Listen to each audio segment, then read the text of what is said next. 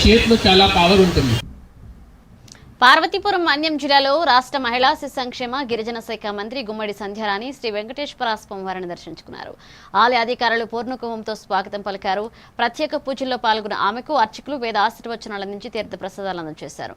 అనంతరం మీడియాతో మాట్లాడుతూ రాష్ట్ర ప్రజలు సుఖ సంతోషాలతో ఉండాలని, జిల్లా అన్ని రంగాల అభివృద్ధి చెందాలని స్వామివారిని ప్రార్థించినట్లుగా తెలిపారు. ఈ కార్యక్రమంలో స్థానిక నాయకులు, కార్యకర్తలు పాల్గొన్నారు.